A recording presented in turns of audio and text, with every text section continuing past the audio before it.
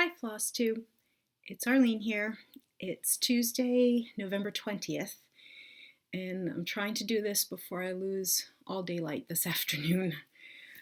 Because as many of you I know are like me, we don't like days getting shorter and shorter. But I needed to come on here today to make sure to share some important, timely news with you. And you're probably seeing it in the title I've put on this video, and you may have already heard about it through various channels. I don't mean video, Flosstube channels, I mean in various ways. So let me just jump right into that piece as I'm adjusting things here. So in the last few weeks, I have been working on the plans for another New Jersey Flosstube Retreat. We had a amazingly successful New Jersey Flosstube Retreat this past May 2018, and literally from the day, I was going to say the day it ended, but no, the questions started happening even before then. Will there be one next year? And of course, it's hard to commit to something the next year when you're exhausted by what you've just put on. And I wanted to make it happen, and all kinds of things come into play with that. But yes, in the last few weeks, I've been working to make it happen, and it is happening. Let me share the details if you have not already heard about this, and let me explain how registration is working. And can I just say that when you do something a second time, you learn from your experiences the first time, okay? So take a deep breath because things are different this year. So the New Jersey Flosstube Retreat is going to be in August 2nd through 4th. So that's Friday, Saturday, Sunday. And it's, I'm reading from notes so that I make sure I don't miss anything important. It's going to take place at the Hampton Inn Woodbridge. This is a different hotel from last year. The simple version is money, but there were other reasons as well to not return to the hotel we were at last year. The Hampton Inn is about 4 miles away from Needleworkers Delight, and there was a lot of positive feedback about being near a large needlework store, and there was a lot of enjoyment of that. So I definitely, when I was made the decision we were not going to return to the same hotel as last year, the things I was looking for, obviously near, relatively close by to Needleworkers Delight, I wanted to make sure that there would be restaurants and things that were within walking distance of the hotel, that guests who didn't have cars wouldn't be limited to whatever was in the hotel. Obviously price points and things like that. The Hampton is where when Needleworkers Delight has designers who come to do classes, that's where they stay. So, they gave me good reviews of the hotel there. The cost for the weekend is $100, and that includes access to the stitching room for Friday, Saturday, Sunday. Because the Hampton Inn is a hotel that gives free breakfast when you stay there, what I am putting in for part of registration for the retreat is going to be a Friday night pizza party and offering Sunday lunch, because who wants to run out in those last few hours of a retreat to get some food when we could just have some food there and we can keep stitching and enjoying each other in those last few hours, as well as whatever stitching surprises get pulled together.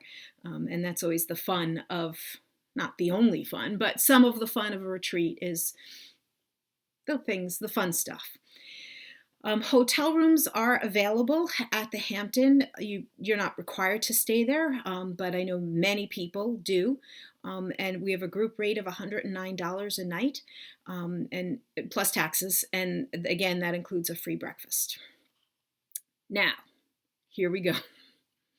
Registration. The stitching room that we have at the Hampton is a larger space than I had last year. And so the retreat is going to be at least 100 people. And I say that because I haven't even made a decision of how much larger, if it'll be 100 or if it might even go up to 120. I need to see the room with round tables set up in it. I'm laying it out on the table here. If you were to look at the hotel's website and you look up the charts, they say the room holds 140 round tables, no dance floor. I would never go to 140 because we need room for tables, for a freebie table, for a show and tell table, we need some other rectangular tables set up. I need to figure out how much space we want to allot for that. So I set to myself that a minimum would be 100, and it may be maybe up to 120. I need to get a better sense. I'm hoping next week I'll be able to go up when they're having an event, when there is round tables will be set up, and I'll get a better sense of what the room looks like. Here's what I chose to do. I followed the model that I've seen of a number of other retreats and already opened up registration to those who came in 2019. And then I already opened up registration to those who didn't come in 2018, those who hadn't come but were already part of a Facebook group. The Facebook group that exists for this, called Flosstube Retreat, New Jersey, is at this moment not limited to attendees. I may switch over, I may create another attendee-only group. I haven't figured that part out yet, but there was a large Facebook group. And so in my making these decisions, they're the decisions that I chose to make. If you disagree with my opening up the registration in this format, you're welcome to your opinions. You're entitled to your opinions. There's really no reason for you to express those opinions. What you could choose to do is you could go and put in the time and energy and effort to organizing your own retreat and then have it be an incredible success such that people want you to do it again. And then you make the decision that you're going to do it again. And then you can decide how you're going to do registration the second year. This is how I'm choosing to do it.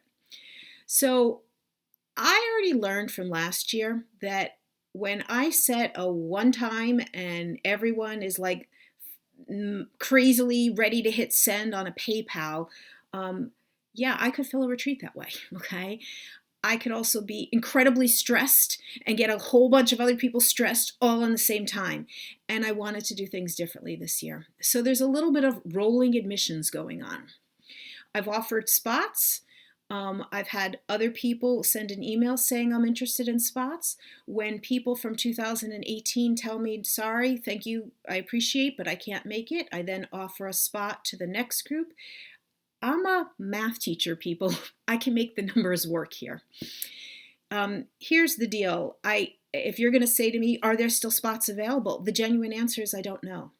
I've given everybody that I've opened, and this just happened this past weekend. I just opened up retreat, and people have until Saturday, December 1st, which is to say the week after Thanksgiving, to send in money. And to me, you're not officially registered. You're not on my official spreadsheet until you've sent in money. I just want to make this a calm process and not a crazy process that it was last year. So because of the timing, because of the back and forth it takes to work out details with the hotel, that this stretched out further into November than I wanted it to, because I ended up opening this up the weekend right before Thanksgiving. I'm giving it 2 weeks. I mean, that's what it's boiled down to, is like 2 weeks, because I know people are busy.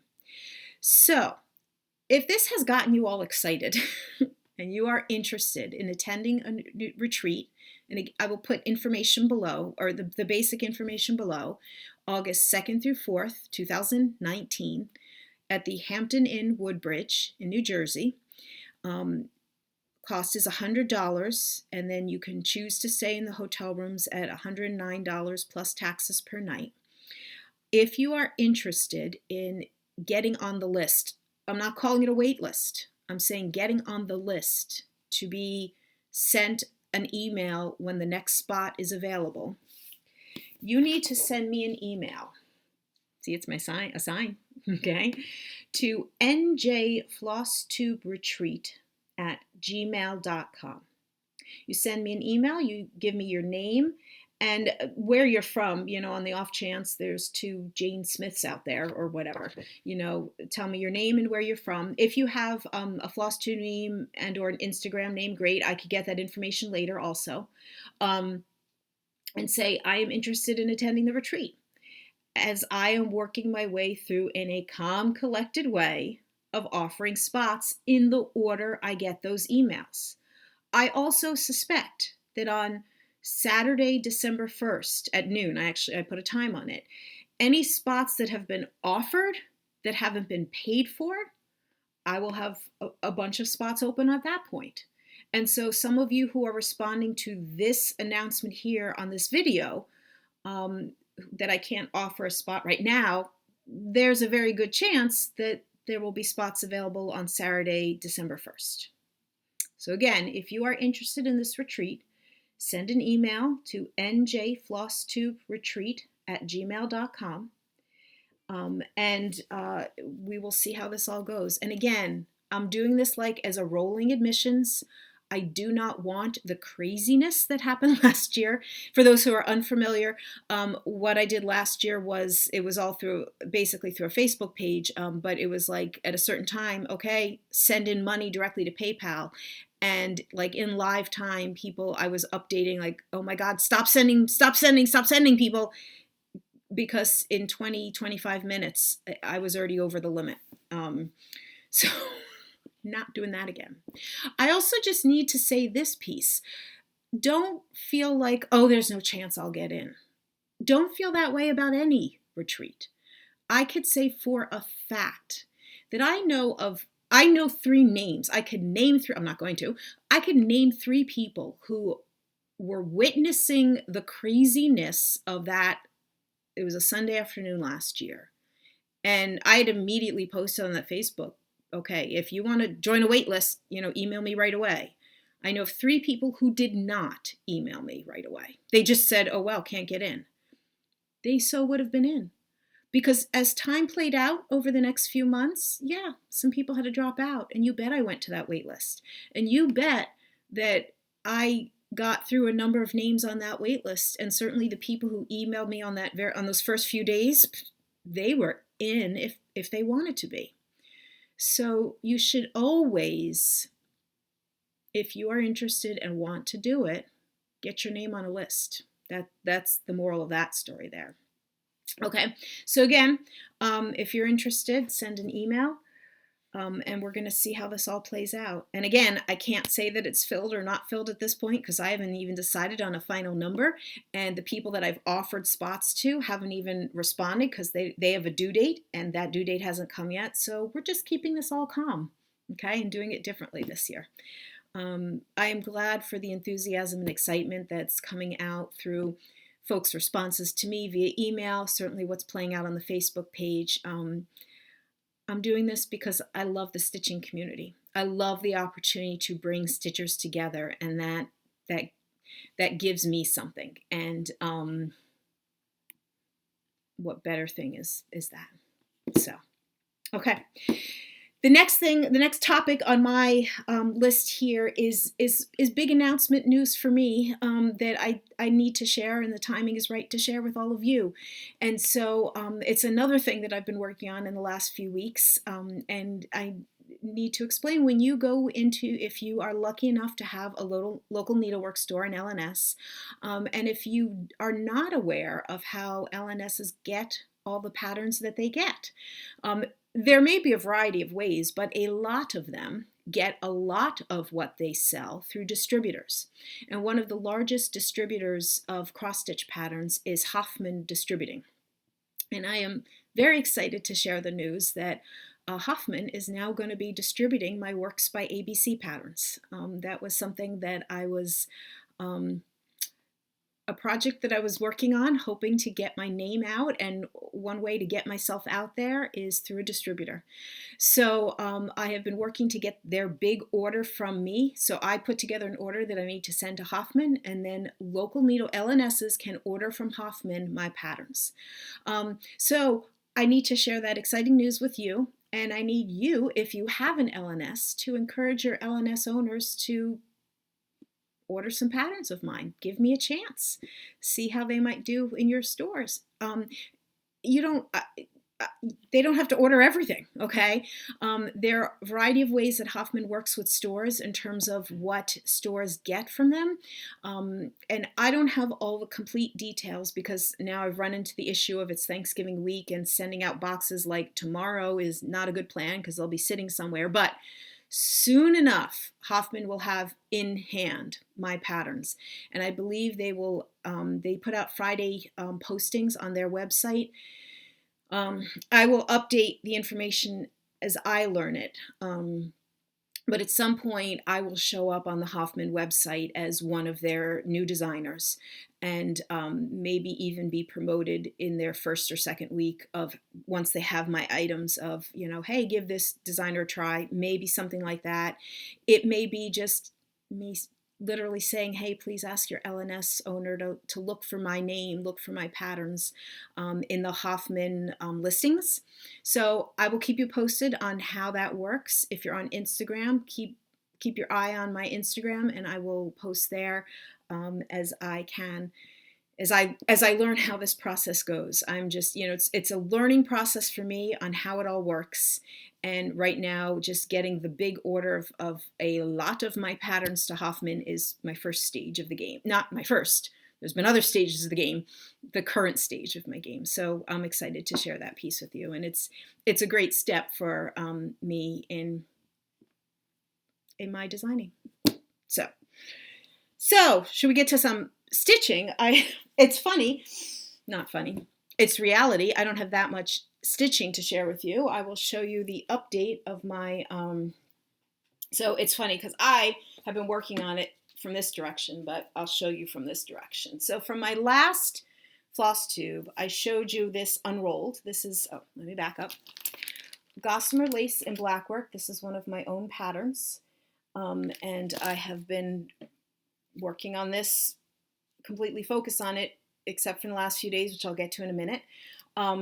The whole bottom part is done. It's rolled up here, and I've been working on the top part. Oop, there we go. So you can see I have, where am I here? All of, you know, this area done. I still need to do this border here. And then so I can't say I'm 3/4 done because this last part isn't done yet, but I'm getting there, people. I'm getting there. And promised some close-up images for some folks. So I continue to love this project. It is on 40 count on deep denim. That's what it's called. Deep denim from Silk Weaver. And over to one strand of DMC B5200, the bright white floss. Now here's the thing. When you have a project that you love and you are mostly a one project at a time kind of person, it's hard to stop when you have to do something else. I mentioned in my last floss tube some other exciting Works by ABC news that I had some designs accepted for just cross stitch, and I am stitching the models for those. And I was trying to do I'll put 2 strands in that project, and then I can spend the rest of my stitching time on this, or 3 strands. Okay, yeah. A few nights ago I said no, can't keep doing that. The only way those other things are going to get done is if I devote all stitching time that I have to those. And as I said, it's a total of 3 things I need to do with a deadline. So I just had to say I'm not allowed to work on that. I mean, that's what I have to do. Again, I am mostly a one project at a time person, and I want to be working on that. I want that to be done, but deadlines. So, and I can't show you what I'm working on for just cross stitch. So that would be the other stitching project, but there you go. Another piece to share today that has also been in the works for the last few months, but it has just sort of like come to fruition in the last couple of days. So I'm like, all right, this is all working. All these pieces are like, I got to do a floss tube, and I got to get it in soon. So here we go. This is a pattern I introduced this summer called Alphabet Sampler. And it is, did I say based on? Yeah. Inspired by. Oh, there we go. Okay. Inspired by. Marking samplers from the Westtown School. And in some of the information I provided, these are very typical Quaker school samplers. The Westtown School is a Quaker school in Pennsylvania. It still exists. They don't still teach needlework there. But the style of Quaker schools, the samplers that were done at Quaker schools is very similar to some other Quaker schools. But I just chose one school that I knew of, focused on some. You could find a number of different ones in various sources online. This is one that is in the Philadelphia Museum of Art. This is one in the Metropolitan Museum of Art. Use those because their collections are what's the word? Common. You're allowed to use the images that are online. They're not common use. I forget the wording. You're allowed to use the images is what I'm saying. Anyway, I used the alphabets that were in samplers like this and created this pattern where every square has 7 letters, each from the different alphabet. Now, I don't have my finished model. You could go back. I think I checked. It was number 20, Flosstube 29, where I showed what I did with it. It looks like this. My models are at a trunk show at Needleworkers Delight right now. But this finished model, I specifically did the whole sizing of this project, thinking that, sure, maybe somebody wants to do the whole design. But to do one square fits very nicely on a 4-inch by 4-inch styrofoam cube. And a number of people have talked on Flosstube about the styrofoam cubes you can get at the dollar store. And how they are great for finishing things like this. So the reason I'm bringing this all up, I was contacted by someone a couple months ago from the Magnolia Sampler Guild, which is in Georgia. She said most of their members are in the Atlanta area, although some from further out. And they are doing a project or a focus in 2019 on Quaker samplers. And how this all evolved, I know I'm messing up some of the details here, but it boiled down to this. She was interested in having the idea of this project being one of their projects for the year. And I just love this. Where this all goes is the following. I offered the group a group rate for purchasing a number of the patterns. I appreciated that they were doing the right thing in saying, there's a group of us. And at first she said it might be 8 to 10. And I said for 8 to 10 copies of a pattern, I could offer you a group rate.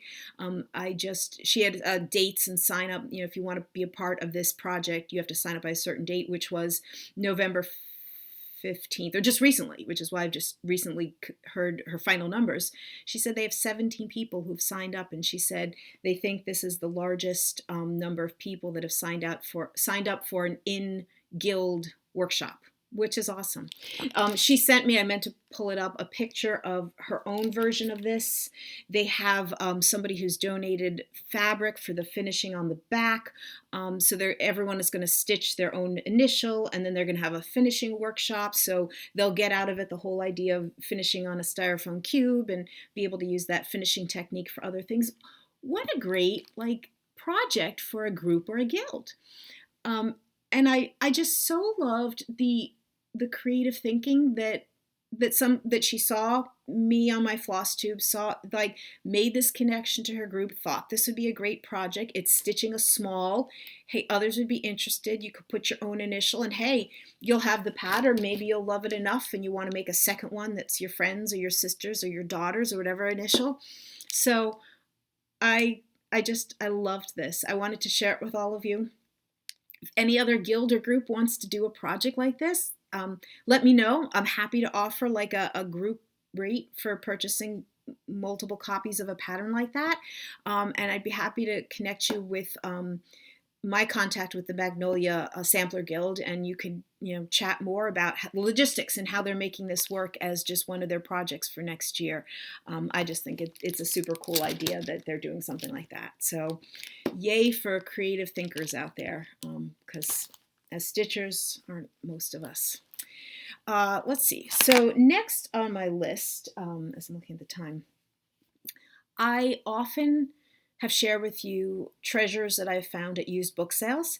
And I actually have some books to share that are not from used book sales, but that are actually new books. And it's been a while since I've had any of those, but it's definitely worth showing these. So I actually have 3 things to share with you here. So a few weeks ago, I'd actually meant to share some in my last video. I was very kindly gifted 2 books from a good friend, and I really appreciated the thoughtfulness of this. So here we go. The first one of these is called The Book of Embroidery. It's put out by the Royal School of Needlework. Now, this is a stunning book. Let's see if I can do this. Of different embroidery techniques. For anyone who is interested, as I am, in the different techniques that exist out there. The Royal School of Needlework has their students that go through their degree courses. They have to, and I might be saying this completely wrong, but they have to do work in different areas. And the RSN has put out books of these different areas. And am I not seeing, I'm not turning enough pages. Here we go. Those areas being crewel work, canvas work, black work, silk shading, gold work, stump work, whitework, bead embroidery. So I believe that's 8. 1, 2, 3, 4, 5, 6, 7, 8 books. Okay. Now they had some years ago, not some, a few years ago, put out those 8 books, and it probably took them a few years to do it. I actually own 2 of them. Sitting right, geez, I could just take them off the shelf. Okay. So here's what they look like originally. The original publication. I own whitework and blackwork. Okay. So they just recently in 2018 decided, let's take all 8 and put them together in one book. This is an amazing book, folks.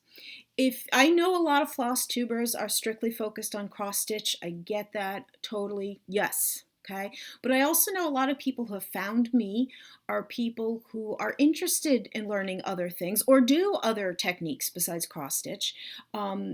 You might be interested in checking this out. You could go on Amazon, read the reviews, see all kinds of stuff.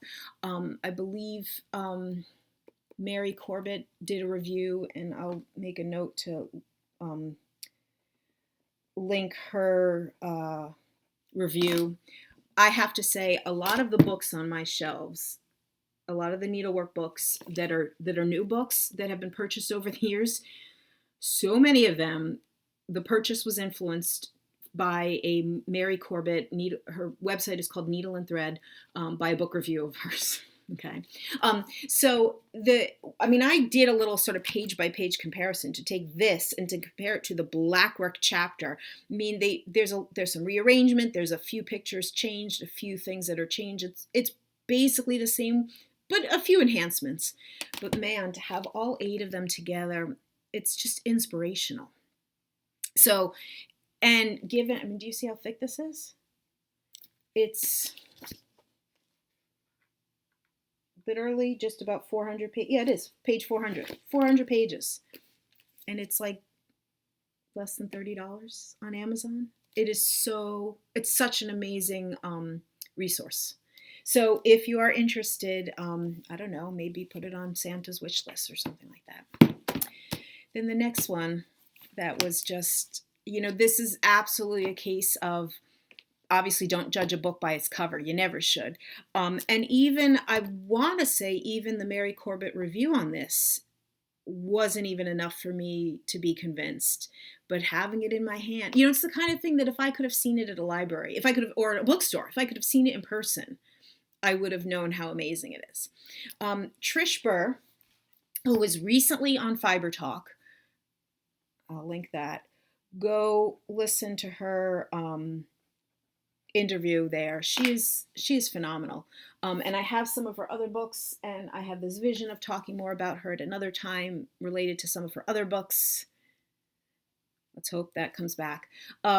So this, and I know what doesn't super appeal to me about this cover is simply the colors. So this white work with color, this idea of doing white work but bringing in color is a fascinating idea to me. And yet the colors she used on this cover image, you shouldn't judge a book by its cover. I know that.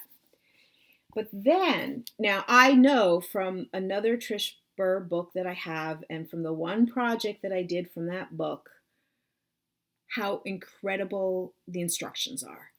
And how at whatever point I decide to pick up the book and do another thing from it, how well written it is, how amazing it will be to do. I know. I just want to do it. I just want to have more time in the day to be stitching. I get that. Okay. So I shouldn't at all question any Trish Burr books. They're all amazing. And so to just get past whatever color choices, of course, you should. So there's so many projects in here. I'm just going to pick out this one. I would not use that particular color thread, but it appeals to me. It truly does, to do that project. And there were a couple of others in here that so appealed to me to do the project. And again, or even like a flower design like that. Oh man. And her instructions are so, oh, I got the glare thing. You can't see it. Oh, there we go. Are so well done. And again, Mary Corbett does a much better job than I could do. Oh, so here she's actually, like, she's taken that design and then ups it a level.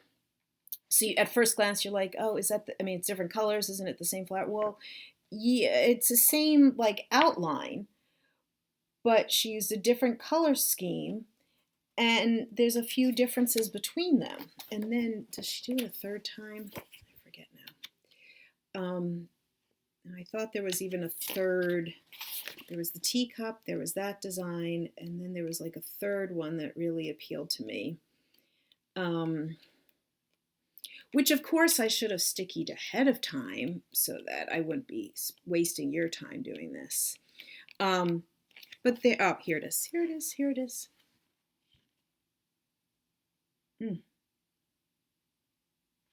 So this is embroidery. This is surface embroidery, meaning you're working on not counted ground. Like you're not working on with a graph paper design. Okay, you have to transfer that to a piece of fabric.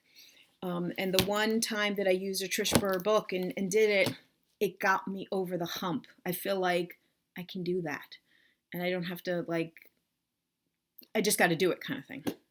I just got to find more hours in the day and more stitching time and all those other pieces. So, okay, so highly recommend this book. And if you're like me and the cover image doesn't grab you, I'm hoping the few images that I showed you of some other projects in there might do the trick. And is this the one, or am I picture? Yeah, no, never mind. I thought this was the one that shows all the projects on the back, but I am wrong about that. Okay. And then the third book is one that I purchased for myself. Again, rare that I purchase new books, but because it's rare, I did it. Embroidered Treasures, Flowers, Exquisite Needlework of the Embroiderers Guild Collection. Now, Embroiderers Guild here is not Embroiderers Guild of America, EGA. This is referring to the UK Embroiderers Guild. And I'd first seen this, again, I would not have just picked this up willy-nilly. It's because I saw it in person. And when I saw what it was, I was like, oh, this is cool. So, at its essence, it's the author took pieces that are in the collection of the Embroiderers Guild and said, hey, let's look at a bunch of them. And they're all flowers. There's all flowers at a focus. But what so appealed to me is that it's all the variety of needlework. So there's blackwork and whitework on this side of the page, okay? But then different kinds. Do I do this? That doesn't necessarily help. Different kinds of whitework. Then you've got some beading going on. Here comes the light back. Then you've got pattern darning on net, petty point, canvas work fragment, darning samplers. Here's a traditional cross stitch sampler. Here's crewel work, hand embroidery. Here's a little sampler from, it says the mid 20th century. That's all it says about a date.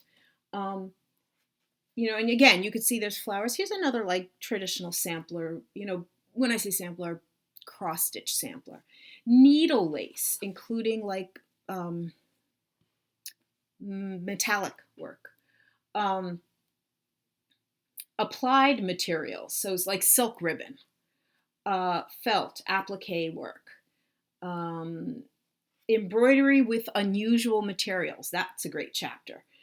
So I shared this on Instagram, and a couple of things that, what did I share? Because I think I've just skipped them. One of them had, those white flowers are made up of fish scale embroidery. And this gold, what looks like gold, it's straw. Here's metalwork of all different kinds. Here's, or gold work, I should say. Metal, using metal thread, silk and metal thread, stitches and more stitches. More needle lace, hand embroidery, all with French knots, shadow work, Berlin work. Some of these are techniques that I've definitely heard of, but here we go, tambour chain embroidery. I'd heard of that. I'd never seen it done so beautifully like this. Rococo stitch, silk and wool. And I loved the way this book presented so much variety of needlework techniques. There's a section of machine-made things, which was interesting to me, especially to see something like this, which I knew there were whitework pieces that were made by machine like this. I mean, sometimes if you see them like in antique stores, I know that it's a machine-made thing, but it's just interesting to have this. For each page, they have the bigger picture and then one up-close picture. And of course, there's some pages I wish there was more. And then there's this potpourri section, symmetry in stitches, which it just has a bunch of things, and then followed with irregular designs. And then this little tempting on the last one, which it says hand embroidery using hot transfer from the 20th century Great Britain, worked in 1951. And it says this: among the riot of colorful flowers is an equally colorful bird. Do you all see the bird right there? Not recognizable as a British bird, but a hint as to what will be found in the next book in this series, Embroidered Treasures Birds. And sure enough, you go on Amazon, you'll see the Birds book is already out. So this is from 2018, available in the US, what did it say? In August, and the Birds book was available in October or something like that. I'm debating whether to buy the Birds book, only because I'm more of a flower person than a birds person. I don't know. It's one of those things that I wish I could see it in person, and that I would decide whether or not I'd pay the money for the Birds book, because this gives me inspiration. I will go back through this and get inspired. And then there's, like I said, there's a good handful of techniques or words within the pages, which are more or less names of techniques or names of things that make me want to research and learn more about them. And I just love things like this that make me want to learn more. That's all what I love. That's all I've put together for today, folks. I want to make sure to get this up especially, again, I will leave all this information, especially for those who are interested in the retreat. It is 2 days before Thanksgiving here in the US. For many of you might be in Thanksgiving preparation and will totally miss seeing this video, or some of you might watch this video while you're cutting apples to make an apple pie or something thereof like that. I know there must be people like myself whose Thanksgiving tables are going to look different this year, and so we will all help each other through that. I continue to be very, very thankful and grateful for this community and for everything you give to me and for everything you give to one another. Until next time.